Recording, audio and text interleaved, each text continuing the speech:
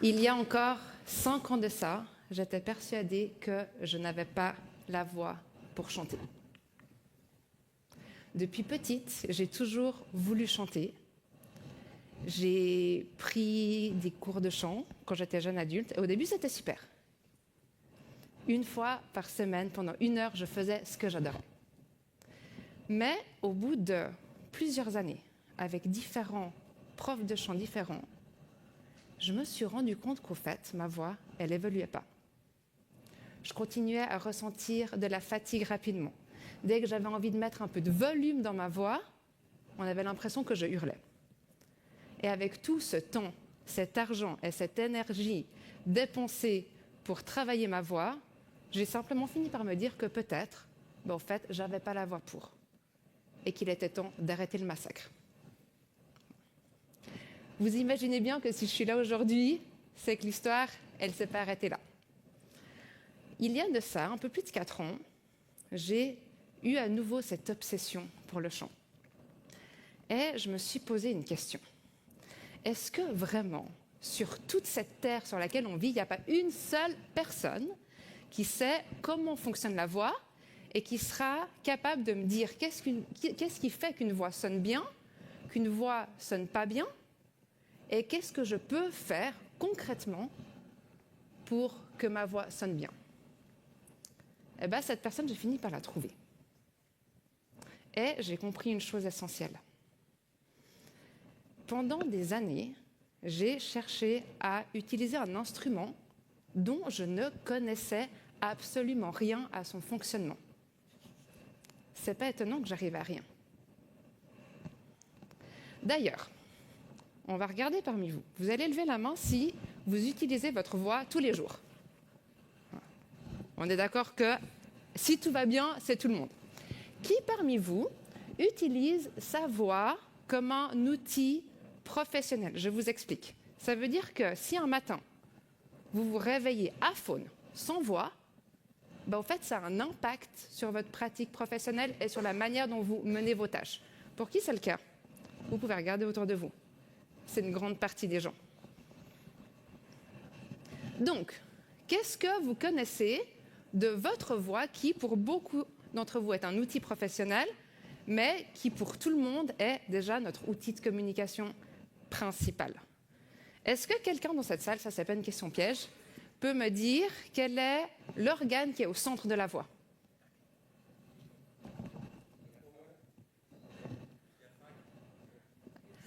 L'organe qui fait le son. Quel est l'organe qui fait le son? Les cordes vocales. OK? Jusque-là, tout le monde a déjà entendu parler des cordes vocales? OK. Vous allez me montrer, selon vous, où est-ce qu'elles sont. On est tous d'accord, je pense, pour dire qu'elles sont quelque part entre les poumons et notre bouche. OK? Mettez votre doigt où vous pensez que se situent vos cordes vocales. OK. Pour beaucoup, on croit que c'est là. Ah, non, elles ne sont pas là. Vous allez monter un peu, là, ça va tracher. Vous sentez des cercles les uns sur les autres. Et tout en haut, il y en a un qui est plus grand que les autres et qui est pointu devant là. Cartilage thyroïde, la pomme d'Adam. Elles sont là. Elles sont là à l'intérieur, nos cordes vocales. Vous pensez qu'on en a combien? On en a 2. Elles sont ici. Et vous voyez que ce n'est pas des cordes. Ce n'est pas des cordes. Ici, on est en position de phonation. Là, on est en train de faire un son. C'est comme des portes coulissantes. Elles s'ouvrent quand on respire. Elles se ferment. Donc ça, c'est la trachée ici. Tac. Et puis, quand elles se ferment, l'air passe à travers. Ça les fait vibrer et ça crée le son. Qui a appris quelque chose sur sa voix aujourd'hui? Vous voyez à quel point la voix qu'on utilise tous les jours, on ne sait même pas comment elle fonctionne. Et ça, c'est que la base de la base. Les cordes vocales, c'est 2 muscles qu'on utilise pour parler, certes. Dans notre corps, on a plus de 600 muscles. En réalité, quand je suis en train de m'adresser à vous, j'utilise près de 200 muscles de mon corps. Quand je suis en train de chanter, j'utilise près de 300 muscles. Donc vous voyez que c'est un système qui est grand et complexe. Je vais vous montrer maintenant la vidéo d'une youtubeuse. Soyez très attentifs à sa voix. Bonjour les filles, alors je vous fais cette petite vidéo pour vous présenter une marque de cosmétiques qui sont des cosmétiques naturels et qui s'appelle Couleur Caramel. Alors, je ne sais pas si vous l'avez reconnue, mais cette youtubeuse, c'est moi. C'était ma voix en 2012. Qu'est-ce qui s'est passé? Entre 2012 et aujourd'hui, je suis devenue enseignante. Et vous savez qu'est-ce qui s'est passé quand je suis arrivée devant une classe de 20 ados qui avaient entre 15 et 18 ans et que je leur ai dit « Bonjour à tous, j'espère que vous allez bien. Aujourd'hui, vous pouvez sortir vos cahiers de maths. » C'était ma voix, hein? Et le jour où je suis arrivée devant ma classe et que je leur ai dit « Bonjour à tous, j'espère que vous allez bien. Aujourd'hui, vous allez pouvoir sortir vos cahiers de maths. » J'ai gagné l'attention des élèves, ils ont commencé à m'écouter et à m'obéir. Notre voix a un impact énorme sur la manière dont on est perçu. Un exemple de ça, c'est la voix des femmes. Pendant ces dernières décennies, on observe que la voix des femmes elle a énormément baissé. Les femmes parlent plus grave aujourd'hui. Ça, vous pouvez le voir si vous regardez des archives de la télévision ou de la radio, vous verrez que la voix des femmes est beaucoup plus aiguë. La raison à ça, elle n'est pas physiologique, elle est sociétale. Des études ont démontré que si je me présente à un entretien d'embauche avec ma voix aujourd'hui, qui est plus grave, je suis perçue en tant que femme comme plus digne de confiance et plus compétente. Concrètement, ça veut dire que moi, aujourd'hui, avec ma voix, j'ai plus de chances d'obtenir le job que si je me présente au même entretien avec la voix que j'avais en 2012.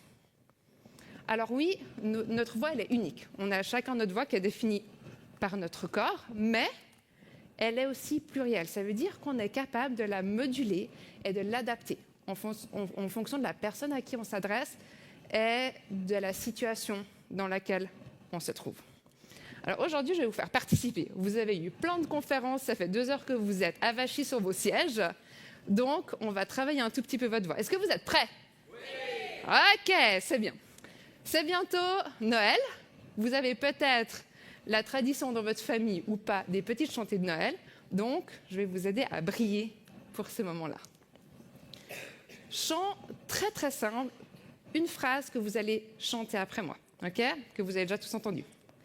Petit Papa Noël, quand tu descendras du ciel.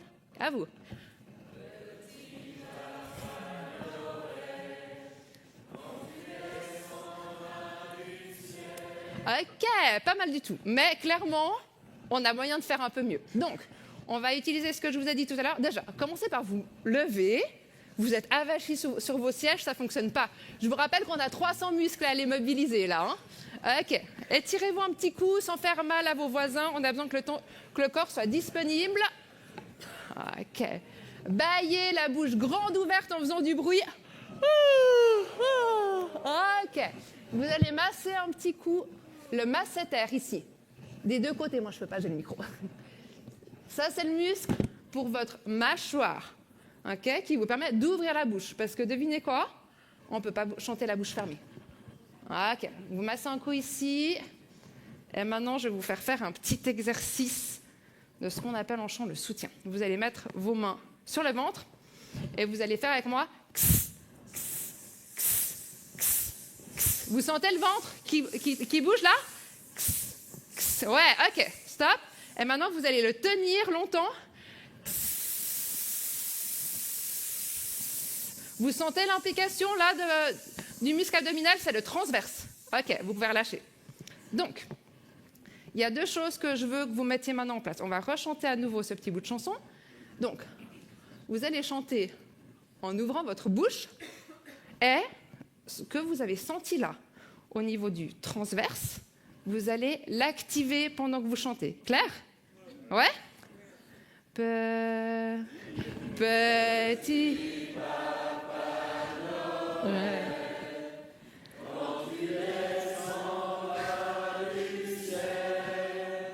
mais bravo! Que c'est beau! Ah ouais! Vous pouvez vous applaudir. Est-ce que vous avez tous entendu la différence de volume, là? Ouais. Et pourtant, je ne vous ai pas demandé de chanter plus fort. Qu'est-ce qu'on a fait? On a mis en place ce qu'il faut dans le corps pour que votre voix résonne naturellement. Moi, je suis Alexia Robert, je suis coach vocal, j'ai fondé le Studio de la Voix et j'aide tous les clients à améliorer leur voix de manière efficace en comprenant comment elle fonctionne. Merci pour votre attention, vous pouvez vous asseoir. Merci beaucoup.